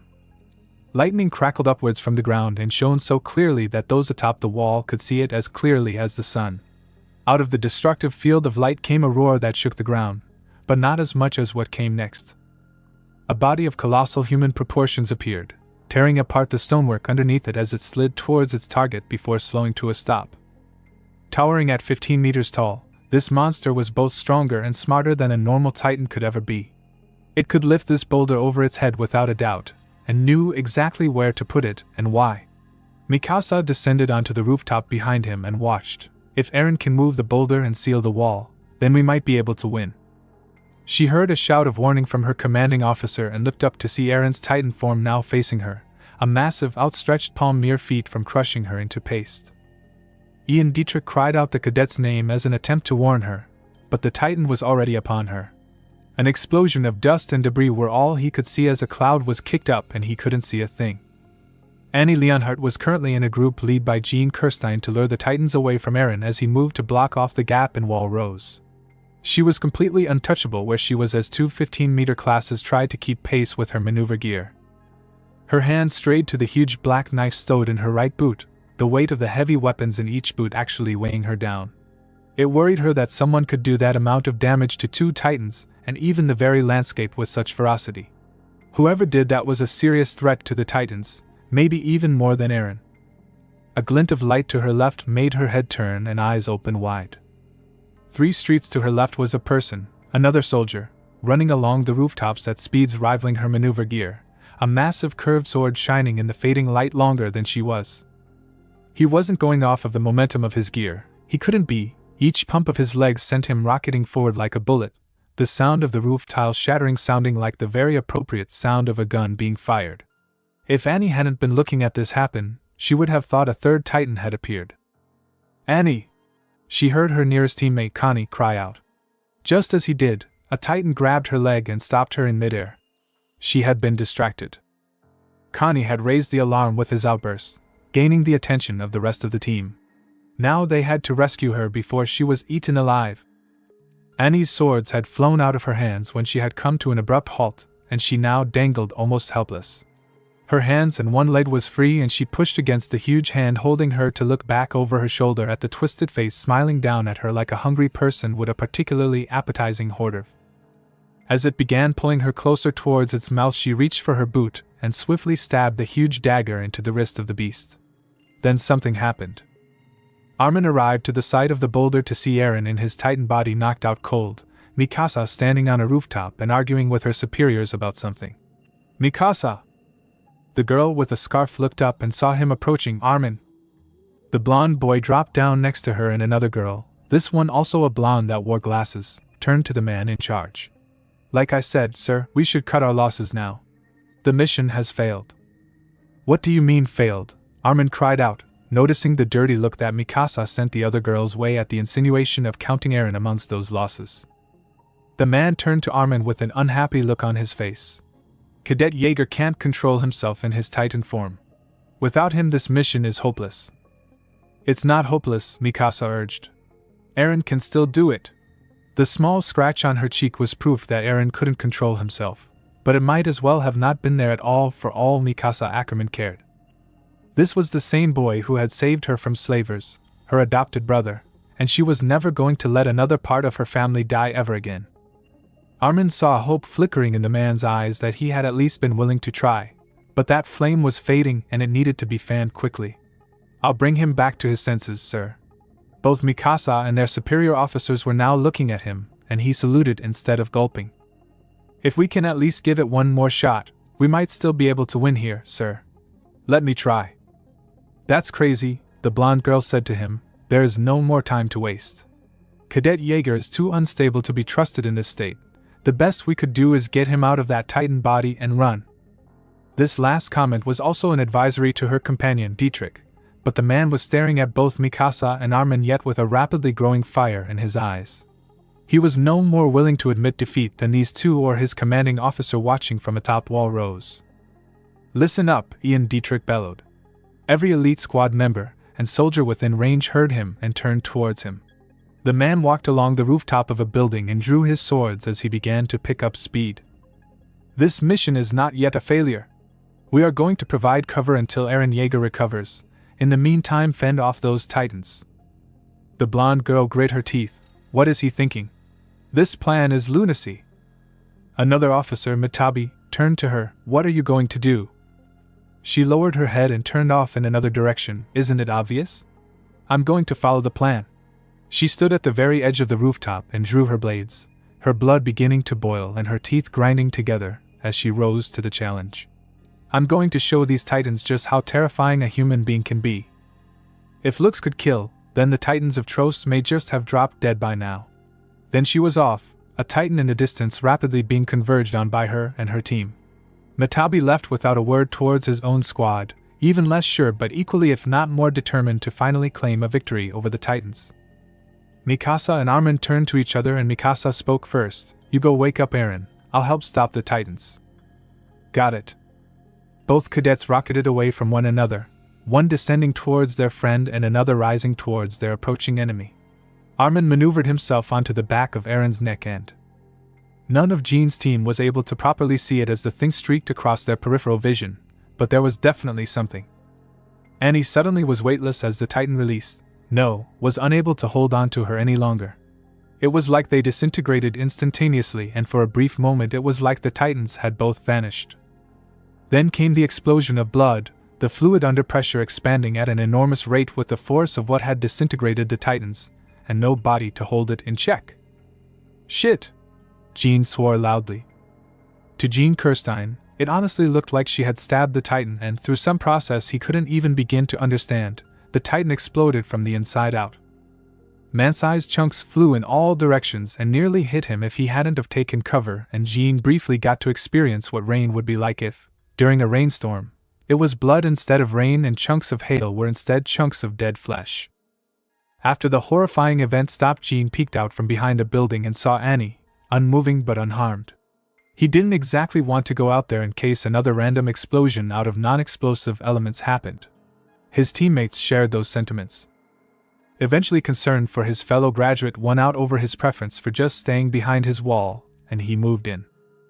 Annie was unconscious, but she was unharmed.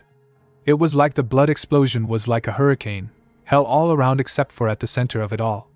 She was lucky. What the hell is going on here? Jean muttered, deeply disturbed about the recent amount of surprises in his life. In the distance he heard a deep rumbling and, after Connie joined him, they got up high enough to see what was causing it. Heavy, that was all Eren could think of to describe the weight literally on his shoulders. Each footstep left a crater in the ground as he drew closer to his goal.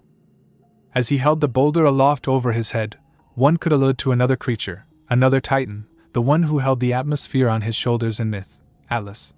The difference was that Eren was no myth, and the weight on his back was of his own volition.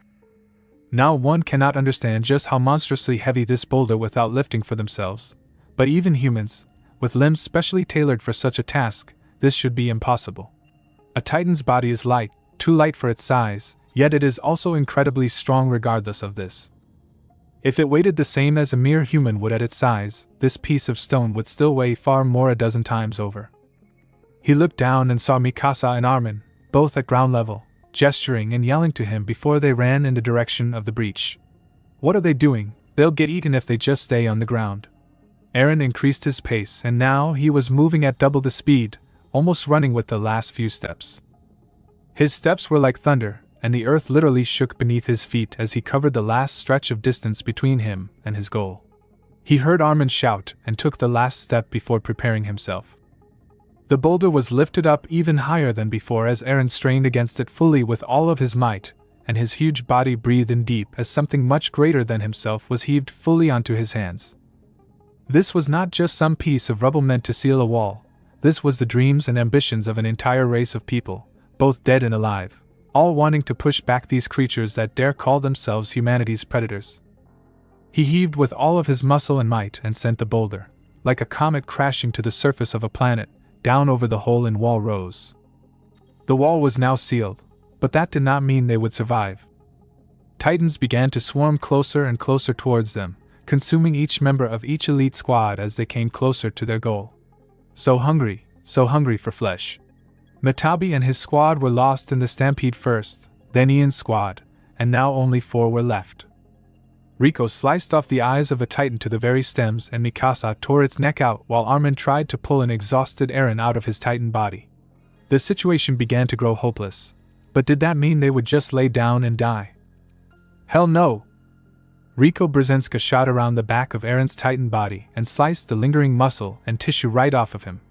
Mikasa went to her friend's side while their superior stood on the now steaming head of the empty Titan body as enemies closed in from all angles. Mikasa held Eren tight as a group of Titans closed in on them. But those enemies have more than just 3 soldiers with no gas in their maneuvering gear and an exhausted Titan shifter to deal with, much more. As if some god had blinked and this severed their very life forces, 3 Titans almost simultaneously collapsed dead to the ground. A man stood upon the closest corpse, his silhouette enhanced by the cloak swaying in the light breeze and the sunlight darkening his figure to a mere shadow. His blades were coated in Titan blood, making them steam, and that steam curled around him as it floated skywards. The symbol on his cloak was the one thing that the survivors could see clearly where they stood, the wings of freedom, symbol of the Scout Legion.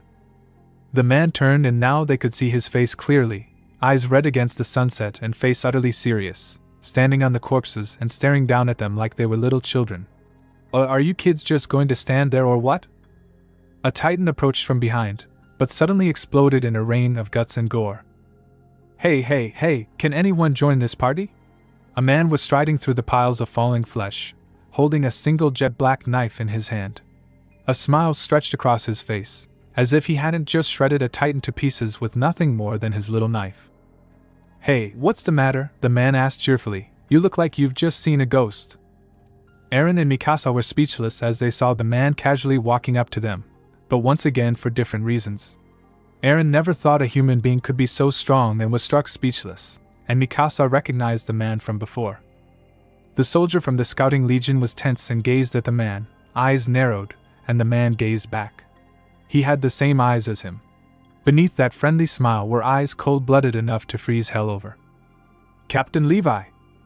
The now 6-strong group turned as soldiers, also bearing the colors of the Scouting Legion, warned their commanding officer of an advent titan leaping over a building and tearing a path towards them. Eren and his friends tensed and Captain Levi prepared to deal with this titan too. It wouldn't be a problem. Song, Beowulf Track 04. What we need is a hero. Listen to it. Suddenly over the thundering of the approaching titan came a huge sigh from the blue-eyed man. He turned towards the lumbering giant and began moving to meet it. From their vantage point the cadets could see only a vague look of irritation on the man's face, Rico's sight only slightly clearer, but Levi could see his face perfectly. Oh dear, the man said exasperated. Don't titans have manners? It's rude to interrupt a conversation, you know. His tone was as if he was an adult scolding a toddler. The creature charged at him without stopping, not understanding a word. The man suddenly drew a second knife and stood, arms crossed, as it got closer and closer. He reached down into his boot and procured a second black blade, and if one wasn't looking directly at him they would have missed him move. His hands were suddenly empty, and there were now 2 gaping cavities in the titan. It fell forwards through the air, but it was already too close. The man would be crushed. The unknown male absent-mindedly curled a lock from his eyes and stared face to face with the creature about to land right on top of him. It's true titans have no fear, but they still possess the fraction of intelligence necessary to know how to identify some things as food and other things as not. Those eyes were so cold. The man was holding a sword somehow, twice as long as his body and curved like a saber. Its owner smiled charmingly. I think you need a timeout. Then he flicked the blade at it. The titan exploded, its body dissolved into nothingness, and the air pressure sprayed everyone with its blood. Whoops. Eren wiped furiously at his eyes. He'd caught some blood right in the face, although the rest of his body facing that way wasn't much better. Mikasa also wiped at her own face, though she was covered in less than he was and Armin had avoided most all of it.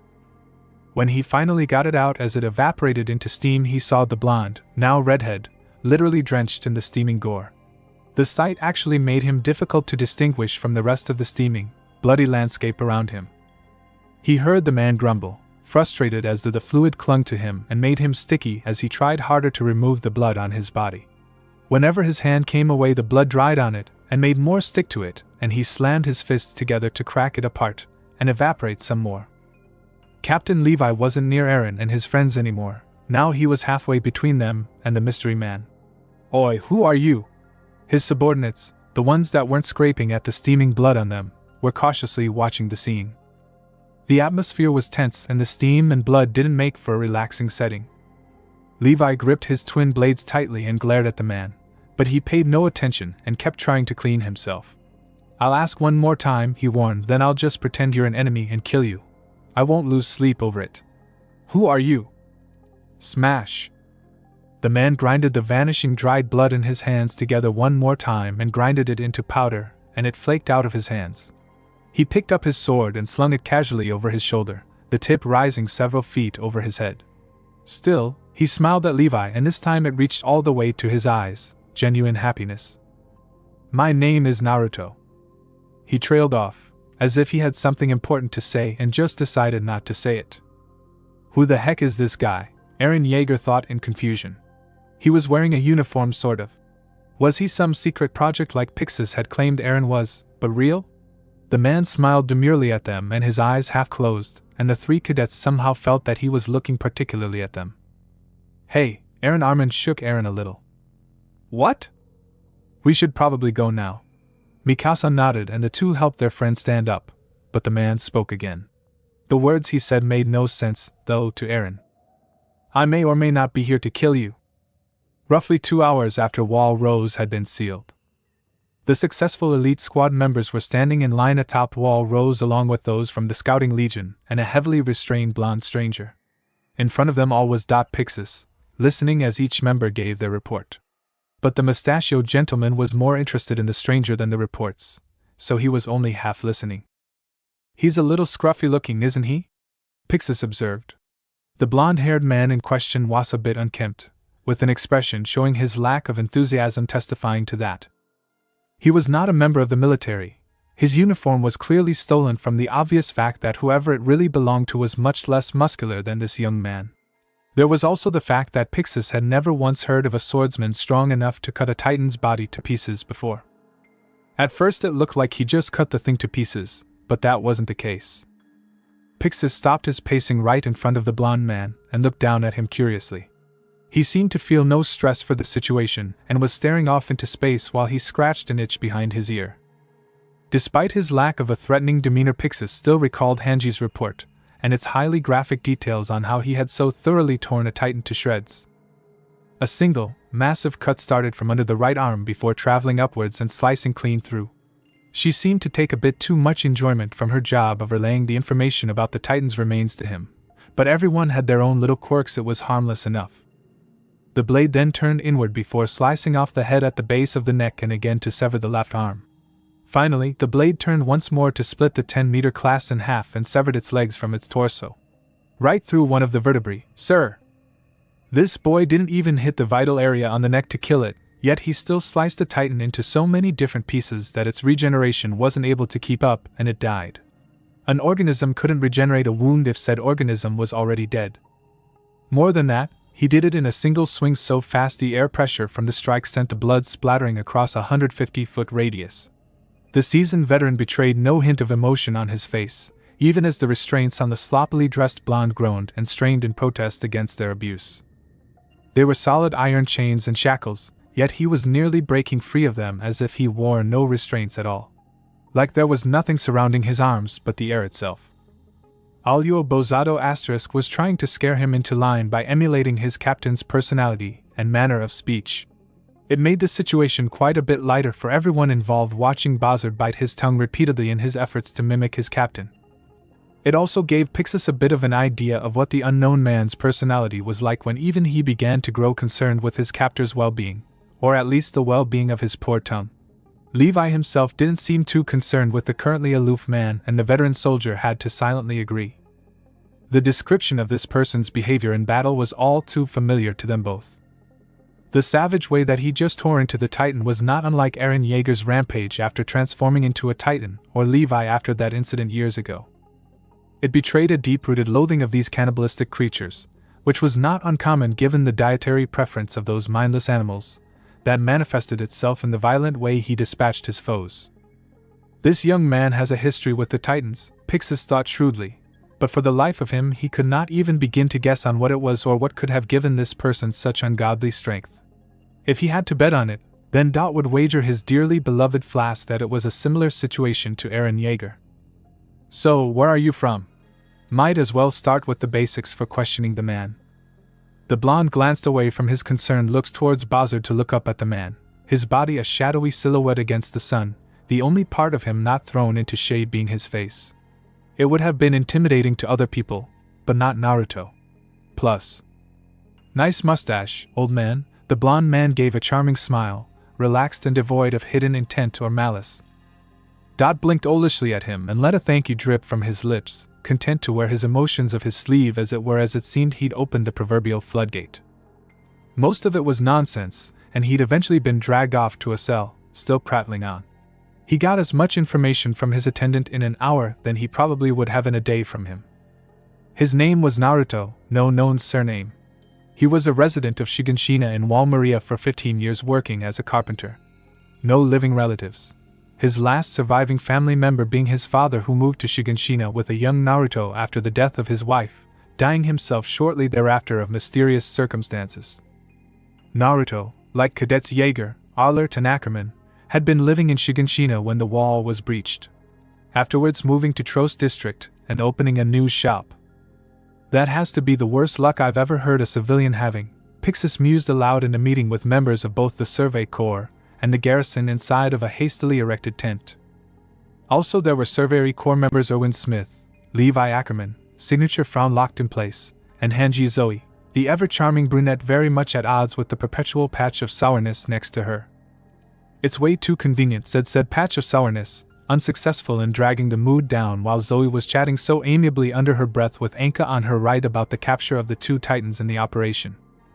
Even if it is just dumb luck, Levi stressed the word dumb when speaking of the now incarcerated blonde man. What the hell is a carpenter doing knocking out a soldier, stealing his uniform and maneuver gear, and killing titans? The unasked question of how he was able to do so was so obvious that he didn't even need to bring it up. Also unasked was the question of how he'd been able to do so with the weapons he'd had on him.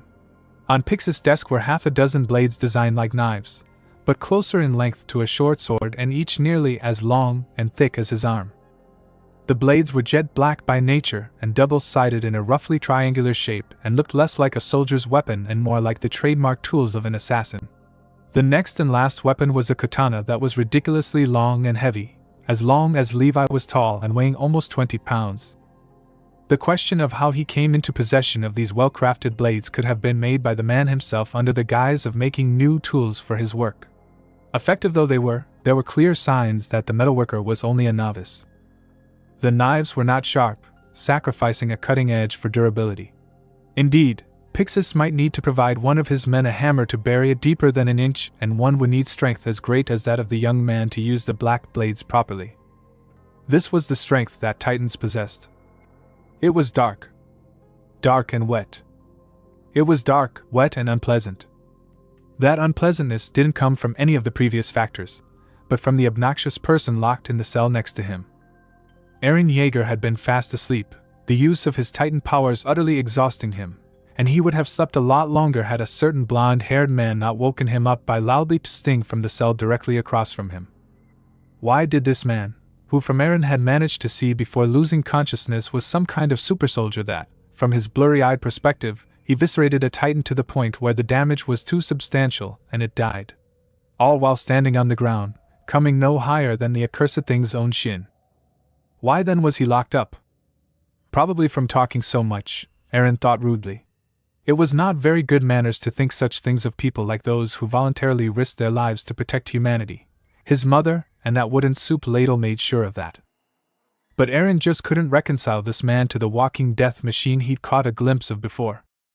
He also could never quite enjoy soup the same. That tiny amount of respect for him dissipated slowly over the course of their conversation. Apparently he wasn't even a soldier at all. You stole that uniform and maneuver gear from a soldier? It was a difficult art, but Eren had mastered the skill of simultaneously looking both angry and whatever emotion people would normally feel in a situation at the same time. Even when that situation called just to be angry. Ah, the patented double angry face, as Connie had once put it. Right now, though, Eren's face was a very interesting blend of incredulous and dumbfounded. Mikasa would probably be so proud at the progress he'd made if he wasn't in a jail cell. Yes. Why? Well, I lost my sword when some fat noble slammed right into me, which is more than any Titans have done to me in years. He looked particularly proud of the latter half of that statement, though he definitely wasn't happy to have been injured by something so mundane. Not like it hurt, all things considered, the older man emitted from their verbal debate. You're just a civilian, you should have just left it to us, the brown-haired lad in front of him, Eren from what he'd overheard, said with a bit of delusional self-righteousness. I don't care what you did, you put the lives of my friends, of humanity, at risk. Any good-naturedness vanished from the blonde-haired, blue-eyed man was wiped clean and Eren felt suddenly very small as the man stood up from the edge of his cot and calmly stepped up to the bars of his cell, his arms slipping through as they came to rest on the door. His body was hunched forward like a cat about to pounce on a mouse and his eyes, the only part of his face not currently cast in shadow, were practically on fire as if the anger underneath had set them aglow. I've been killing Titans longer than you, your friends, or those guards down the hall have been alive, Naruto said with venom dripping from his voice. I don't care what you say or do, because frankly I don't know you enough to even care.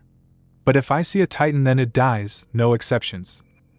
He returned to his cot and faced the wall opposite him, muttering something so quietly that no other living soul heard his words. I'm not turning away from this anymore. My mother died because of a Titan. If the blonde had heard him, or even cared, but Eren had felt that this stranger would somehow understood what it was like to lose something important to you. Whatever he would have said was cut off as the hallway door opened wide and several people strolled in. Oh, thank God, Naruto slammed into the bars of his cell, a distraught look on his face. You would not believe how much this guy can talk. How much I talk? Well, what about you? Fake tears streamed down his face. See? Now he's gonna start all over again. He's lying. I want a new cell, preferably with Wi-Fi. I want a lawyer. Innocent until proven guilty. Eren was about to retort about the guy's crazy demands when the shorter of the two men that walked in cut him off. I don't care what you want or what you did. You're here now and you'll shut up or die right now in your cells. Levi, the taller man, also blonde but with more well-kept hair, chastised his companion lightly before turning to each of them. You two are coming with us. Eren did not know why, but he did not like the sound of that and gulped. Where are we going? Levi was the one to respond, a look of total apathy on his face. Your trial. You better have your story straight, because whether you live or die is on the line, brat. Two guards opened each of their cell doors and escorted them in chains behind Erwin and Levi. Eren's hands were behind his back in chains, a metal bar rising up as thick as his skull rising 7 feet out of the floor and preventing him from moving. The same was true of the fake soldier he'd spent the better half of a day arguing with, save that his chains were twice as thick and the half-dozen metal rods anchoring him to the ground had been haphazardly driven into the tiled floor. The man was currently set right next to Eren as they sat in the middle of a courtroom, the people here deciding whether or not the two would live or die and if the blonde man, Naruto, was a threat to humanity, or a blessing in disguise. We cannot take any chances. These two are heretics and an affront to the three goddesses, Maria, Rose and Sina. A man of the cloth shouted out. That's right, a merchant yelled out, we don't need these two. Just seal up the gates again so the Titans can't get through. This was what the majority of civilians were saying as well, decrying Eren as some dangerous monster and Naruto as some deranged, non-human psychopath. A few even speculated that both were spies sent by the Titans, Eren with the ability to shed his human form and Naruto with all of his Titan abilities compacted into a normal-looking body. As normal as a guy with whisker marks could look like anyway. Eren gave what he hoped was a rousing speech of how they should trust him, and he would not let them down. All that got him was that he was now staring down the barrel of a rifle with the orders to be terminated immediately, the intensity of the speech frightening enough to set some people off. The boy saw the fear that compelled the soldiers to point their weapons at another human being and thought he was going to die right here, right now. Then he heard someone laughing. It wasn't a laugh filled with joy, as all laughter should, but more like a manic laugh. As if the person that the laughter spilled from had taken leave of their very sanity. It took everyone a moment to focus their eyes on the man tied up next to Eren, ragged blonde hair concealing all but the grin that oozed the poison called madness. You people are all so afraid of those dumb, overgrown that go around chewing on you like grass despite the fact that there's not an intelligent thought in their heads and all they really can do is flail around like a half-lucid drunk. It's a good thing they trapped you inside these walls if you asked me. Vague mutterings and whispers began to spark amongst the trial's attendees and it spread slowly throughout the people in the courtroom. Just what do you mean by that? The leader of the military police growled out, angry. You thought that those piece of shit meat sacks were scary. Then I know you wouldn't cut it in the world outside right now when I know for a fact that there are far worse things that could be trying to eat you. You people need your precious maneuver gear just to fight them, and have a shot at winning. All I need is something sharp and pointy. And look at your faces, even now, behind your stupid walls, you're still scared to death of those things. Cries of outrage exploded throughout the courtroom, even amongst the scouting legion, as this person pushed every possible button they had. That's enough. The MP leader shouted, shoot him. His subordinate trained the rifle on him and pulled the trigger, an explosion going off as the bullet almost instantly crossed the distance and made the man's head fly backwards, blood leaking from his upturned forehead, his skull slamming into the metal rod behind his head. It took almost 10 full minutes for order to be restored, many people shouting, but the loudest were Eren and his friends. The clear-headed people in the room knew what the man really did. He saved the boy's life. Everyone froze, petrified with some form of shock or fear on their faces as that voice spoke again. The blond man's eyes settled their glacial gaze on the entire room as no one dared move a muscle. He licked his lips, as though being shot through the skull had him parched before speaking. Have you got that out of your system, or do you want to shoot me again? Nobody got to respond to him before Naruto answered his own question. Not that I'll let you, of course. Those sitting at the back of the room closest to the doors could not see his face, and it was a good thing too, the judge thought to himself. Those aren't the eyes of a sane man, a man older and more experienced in the affairs of the military than almost anyone else in the room. He'd seen and tried many a person, many different courtrooms, from cowards and incompetents to people guilty of deserting and treason. This man had eyes just like a certain respected veteran of the Scouting Legion he had been forced to try in his earlier years upon the bench. The man had a near-flawless record across many years of service.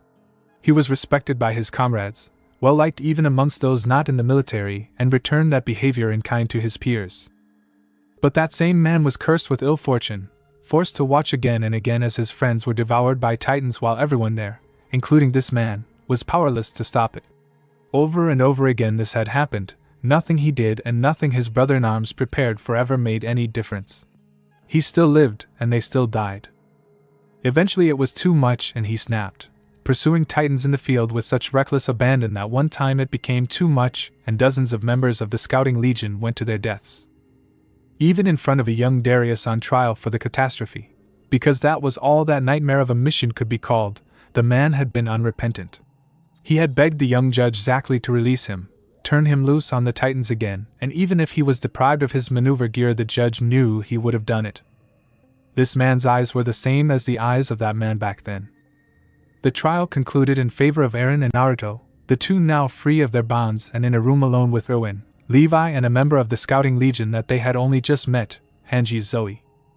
She had just finished bandaging a few small bruises that Levi had given him after handing the boy a beating to keep that fool Nile Doc asterisk from killing one after the other nearly had his brains shot out, literally. He hadn't knocked out a tooth or anything which, regardless of who said it, had to be the worst excuse to give for something ever while said person's one remaining relative looked like she wanted to hang him by his own intestines not 10 feet behind them. Naruto himself had not said much since his last few words of challenge towards those military pansies who had the gall to shoot him, though whether that was out of stubbornness or impeded mental functions no one was quite able to guess. The simultaneous overpowering attraction to the brunette tending to his wounds and feeling as if he was falling skyward was perhaps also worth some concern. So what do you think of our offer? Erwin had given them the courtesy of waiting until Hanji had finished tending to their injuries. But the answer couldn't wait. Levi, sitting to one side of Eren, left the youth fairly cowed after the beating he'd been given that had still ended up saving his life. Former Cadet Jaeger had made his choice, just as those he'd attended training with also would make a similar choice, and he didn't hesitate to answer Erwin's question. I want to join the Scouting Legion. Levi snorted derisively under his breath and got in a light elbow to the shoulder by Hanji, perched upon the arm of the couch that the rest of the men save Erwin occupied. Truthfully, their abilities were useful, he wouldn't deny them that, but as soldiers they weren't even close to Levi's standards. Admittedly, being ranked average by Levi meant that a soldier usually fell within the top 8 to 10% of the entire military, but he didn't even consider them good enough to shine his least favorite pair of boots. It was totally not a factor that one was a carpenter, and not a cobbler, and the other probably didn't even know how to shine a pair of boots anyway. Erwin's gaze fell to the other blond man in the room, everyone else's following soon after. What about you, Mr. Carpenter? Naruto felt his eye twitch violently in irritation, cursing the fact that he had no last name listed, only Naruto. But he sure wasn't going to go by Carpenter. Just call me Naruto. A nod of understanding. Alright, what are you going to choose, Naruto? At this point Hanji had seemingly acquired speed rivaling his own because she practically teleported from her spot next to Levi to the opposite end of the couch. Her face was now inches his own, giving him a very close view of her rather surprisingly bright eyes and smelling like flour. What, did she visit a bakery or something recently? Come on, you simply have to join the Scouting Legion, she exclaimed, a rather disconcerting level of interest in him radiating from the core of her very being. You'll have the chance to fight the Titans, to aid humanity, and I'll have the chance to study you both. It looked like she was rambling, lost in her own little word as she barreled on. Her face was only getting closer until their noses were touching, her cheeks flushed a rosy hue and her breaths coming out in heavy pants. Asterisk. Whoa there, Naruto poked her in the stomach, causing her to come back to reality with the rest of them and take a step back, coughing lightly into her hand to try and look dignified. I'm not refusing, it's just that he didn't know quite how to put it into words. I don't think I've ever been much of a team player. Levi raised an eyebrow. You don't think? Naruto sighed and put to words something he never shared with anyone. I'm older than I look. He rested his head back and stared up at the ceiling, a lot older. Does it have something to do with your strength? It was Hanji, but her voice and her face were all business now. A nod, yeah? As far back as I can remember, and that's pretty far back, I can't recall how I got this power. I just know that I woke up one day with it alone. He said the last part wistfully, like he was reaching for something he couldn't quite grasp, and it was slipping further and further away from him. You have amnesia, Owen was pressing now, probing him openly for information. Naruto actually appreciated that. No cloak and dagger business, just straightforward questions and answers. Only of the first 20 years or so, the rest is surprisingly vivid. Eren, silent throughout much of the conversation, finally asked a question of his own. Just how old are you anyway? He had seen a lot of things in the past 48 hours, things even those around him didn't know were possible before now. Someone older than they looked didn't register compared to vanishing 100-foot titans, soldiers with the power to become titans and people able to kill a titan on foot and survive being shot in the head. The bullet was even sitting on the table in the middle of the room with Naruto's blood soaking into the handkerchief it sat on. Why couldn't killing titans just be simple without all of this going on? Was that too much to ask? Let's see, Naruto rested his head on his hand and thought, probably older than everyone in this room. Well, that doesn't sound that str. Combined. Eren's ebb of surprise and Levi's raised brow were utterly ignored in the face of the barrage of questions that Hanji sent at Naruto rapid fire, actually climbing onto the sofa and crouching over him as he was shaken violently by the front of his shirt. Owen could probably rein in the excitable young woman, but his face was as hard and unmoving as a stone wall, trying to unravel what this could mean for the coming battles. How do you keep your skin so smooth? Is it moisturizer? Maybe sunlight is enough to sustain your body. Is that why your skin is tan? Oh, is that how you measure your age? She rambled at a pace too fast for Naruto to even respond to accept.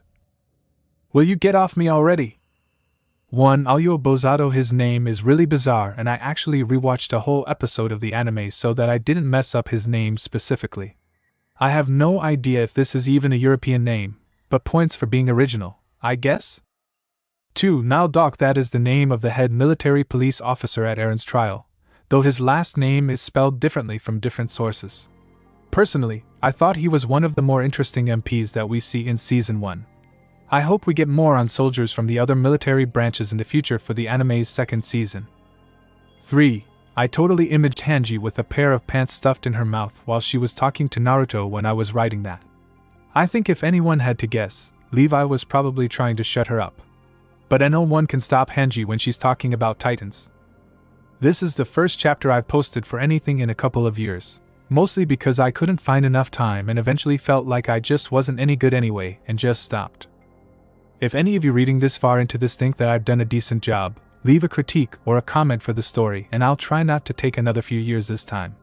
Winky face. My other story, Dead Man Walking, might be put on hold while I churn out some other things, probably some 1 or 2 shots. Unless you guys want me to work on that instead. My writing schedule is probably gonna be so irregular with what's going on in the world. College. A job.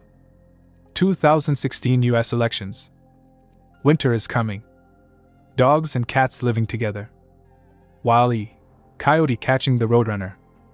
Praying that Season 2 comes out soon.